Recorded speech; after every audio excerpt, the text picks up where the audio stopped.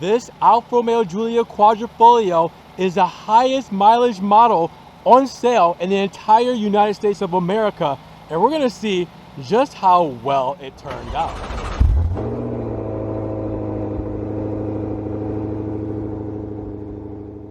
Well guys, it's not often that we get a chance to get something like this on the channel. I checked autotrader.com, for every Giulia that's on sale on that website. Now, they normally source from everybody as far as the dealerships and everything, so it's pretty accurate.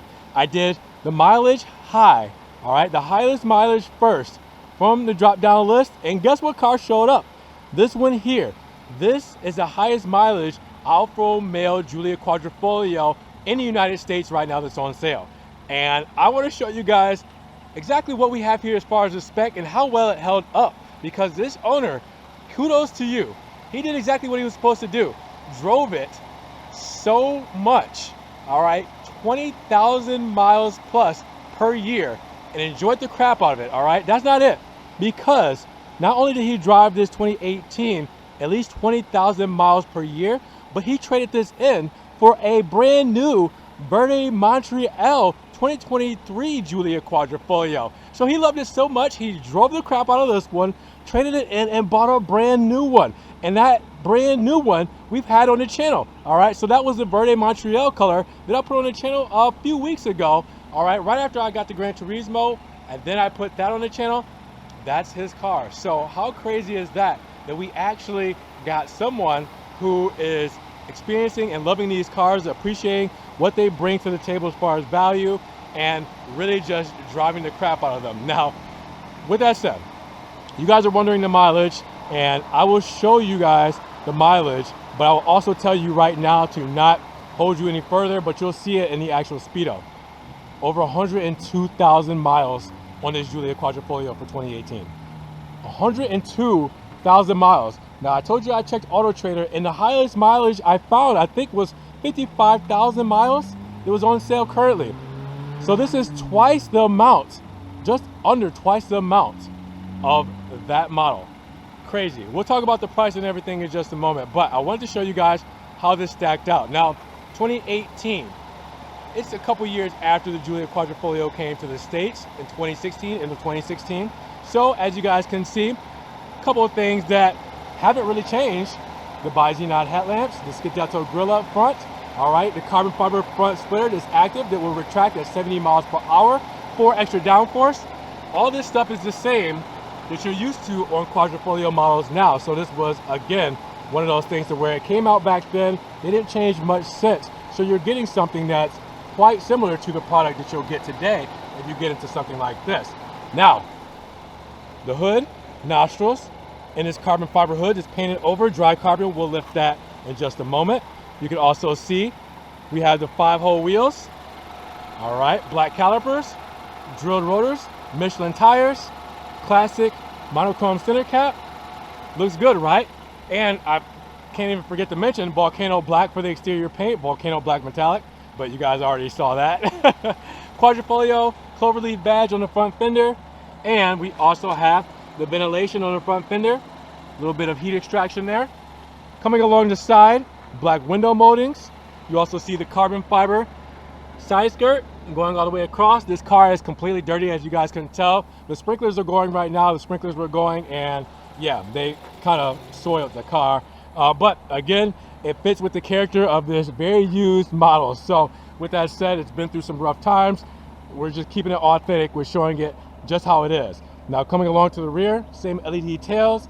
All right, the carbon fiber lip spoiler looks still good. I mean, it's still holding off pretty good, right? The exhaust tips, quad exhaust, rear diffuser, keeping it aggressive as usual. And you can see it's been through some wear and tear, but it's just because the color of the exhaust, something you can polish, and it looks just as good as new. Again, I wanted to take you around this because I wanted to show you how well this car was kept up with 102,000 miles on it in 5 years. This thing was driven like crazy, but at the same time, it still looks great. There's not much you would notice seeing it right off the back that would say, hey, that's an old car. And again, with a lot of the styling the same as the 2023 models that we currently get in, before the facelift, the 2024s come in, this looks exactly how it should. So, I mean, at that same time, guys, I have no complaints when it comes to this Giulia Quadrifoglio. It's immaculate as far as the exterior goes. So we know what this beast is like underneath the hood, right? Here we go. Yeah, we know this. Twin turbo Ferrari derived V6 engine. This is a 2.96 cylinder. All right, paired with the 8-speed ZF transmission, what we're looking at 505 horsepower, 443 pound-feet of torque with a 0 to 60 about 3.5 seconds and a top speed of 191 miles per hour. We know what the Cloverleaf can do, and yeah, it's something insane. This looks beautiful, and you also have the dry carbon fiber hood right up top as well. That just adds to the flair of this beautiful engine. So we know what it can do. We know what it's all about. The driving experience, the performance, the sound, 50-50 weight distribution, carbon fiber drive shaft, all this together makes what we know from the Giulia Quadrifoglio. So with that said, let's hear what this can do.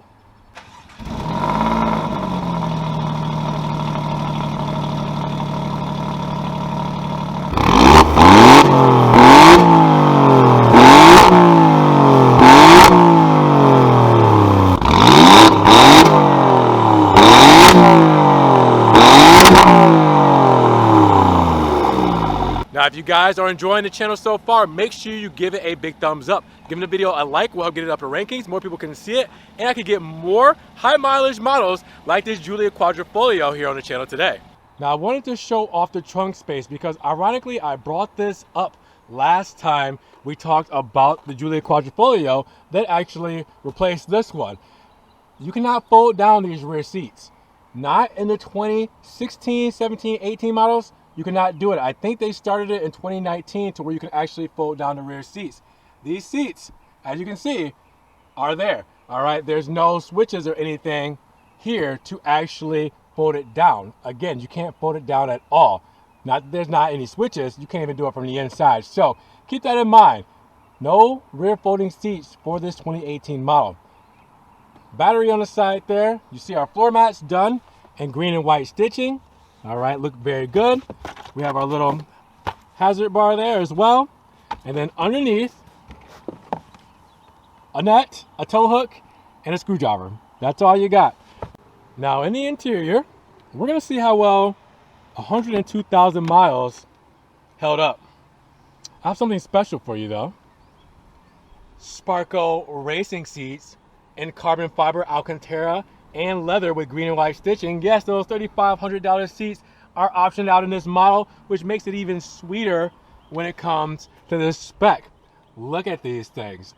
Man, it's not often we get a chance to see them because of the higher price of these seats and the non-practical effect they would have on someone daily driving this thing. So again, whoever got this and traded it in for their new Giulia was obviously a enthusiast and a purist, and they got all the great things in this Giulia. Now, as you can see, the door paneling will have the leather uppers. You can see it survived pretty well. Green and white stitching, the carbon fiber, aluminum Harman Kardon sound system. Everything looks pretty mint when it comes to that. Even the side sill here is not too dinged up. Dinged up. So you can see getting in and out of this, they took great care of it. You can see the aluminum pedals down there, still look pretty good. And again, we're looking at all of this from a standpoint of somebody sitting in this seat for over 100,000 miles. Coming in and out of this car for over 100,000 miles. Okay, they took great care of this thing.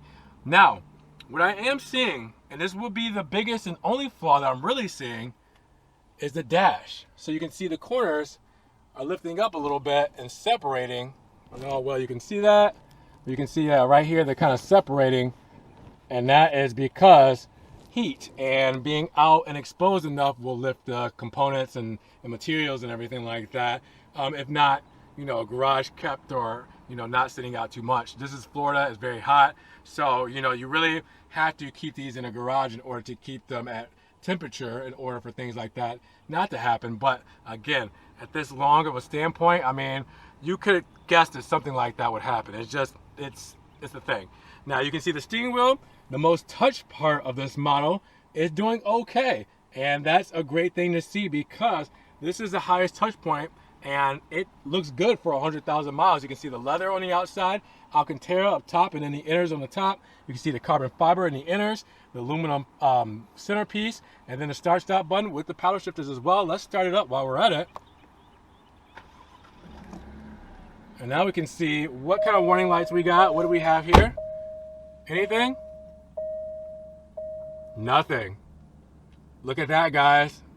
No lights, nothing. 102,449 miles, just in case you guys wanted to fact check me. There's no lights here. There's nothing here. It's in great running condition. 8.8-inch screen for the infotainment. This is the old system, so it's not a touch screen, but it is Alfa Romeo's in-house system. HVAC controls there, USB 2.0. We have our carbon fiber centerpiece here with the cup holders over in there. All right, the 2-track system for the 8-speed ZF. So I can go into menu mode, drive, neutral, and then hold it and go in reverse, or P for park, right up there. If I go into reverse, whoops, sorry. If I go into reverse, that way you will see our backup camera there, still functioning. Still not the greatest, but it is there. All right, and then you will also see the setup here, like the drive modes, like race, like neutral, like dynamic, like advanced efficiency. All right, we know all about these. Obviously, we hold it in race. We're gonna get our best driving mode and our most hardcore driving mode. Now, when I say that, well, when you put it in race mode, look at that. Shows you that the ESC and everything is off. Well, you guys can't read that because it's blurred out, but takes off traction control, ESC, everything, and you're on your own for race mode. Opens up those valves. We're getting crazy, all right? We're getting nuts. We have our menu control analog gauge thing here, so you can do this to scroll through the menus, and then you can use the hotkeys as well, radio controls, electric parking brake, armrest here done in leather and with the stitching, and then inside, if you guys can see it, USB 2.0. All right, can you see? You kind of see there? There's 2 of them there. Aux cable, 12 volt, and where you can put your key for your RF transmitter in case your battery dies. Again, great place to be when it comes to this interior. Carbon fiber, leather, stitching everywhere. It's truly amazing that this car is doing so well with this many miles on it. So I'm really happy to see this, guys. This is beautiful. This is awesome. Now, I love the view in the back. Can you guess why? Could be the $3,500 Sparko seats that show off their backing in full carbon fiber. What a view would this be to be in the back of this thing, not only seeing everything up front, but seeing these carbon seats. The back looks so cool. I love it. Worth every penny in my opinion, but I mean, hey, that's just me. Now you get the same flavor on the door paneling, leather, green and white stitching, carbon fiber, aluminum, all the good stuff is there on the door paneling, as well as on the rear seating.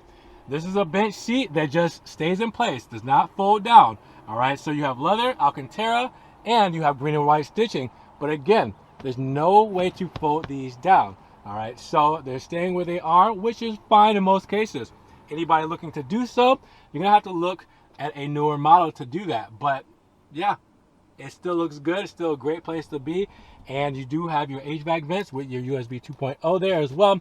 But since this doesn't fold down, that means no armrest, nothing to pull that down to give you any kind of cup holders or anything like that. So it's not as practical as it could be. You could possibly fit a smaller cup in that little section, but that's about it. That's all we're looking at when it comes to storage and practicality in the rear of the Quadrifoglio. All right, so the price. You guys are probably wondering how much this is gonna cost and if it's worth it for you guys. 2018, 102,000 plus mileage on this Quadrifoglio, but very pristine condition when it comes to the exterior and just a little bit of a flaw when it comes to the interior. So, pristine condition, is it worth this $40,000 price tag? $40,983 for this Quadrifoglio. Now this is, as is, no dealer warranty. That's as to be expected with the mileage that is on this model. Here it is at Alfa Romeo of Daytona Beach. That is some of the options and some of the highlights of what we have on this model. I kind of went over a lot of them, but you can see them listed there. And again, I'll go over this slowly, but 102,390 miles it says on the sticker. We know what exactly it is on the speedo. And then 40,983. Is it worth it for you guys? Again, very high mileage, but very pristine condition, and a rare vehicle to be out here on the market. What do you guys think? Is the price just right for this 2018 Alfa Romeo Giulia Quadrifoglio with 102,000 miles on it? We know it's going away. You know, as far as the internal combustion engine, the sound, the driving experience is going to be completely different after all of this is over in the next couple of years. So, is it worth the price while it's still here for you guys? Drop those comments down below. Now, if you guys did enjoy the video, make sure you give it a big thumbs up, and check out the social media links down in the description below, Ron's Rides merch down in the description below, and if you want to help further support, check out the PayPal, Cash App, Venmo, and Patreon links down below as well. Now make sure you guys subscribe to the channel, but click the notification bell so you don't miss one video. And with that said, you guys be blessed, have a great day, and we'll talk to you guys in the next Ron's Rides video. Peace.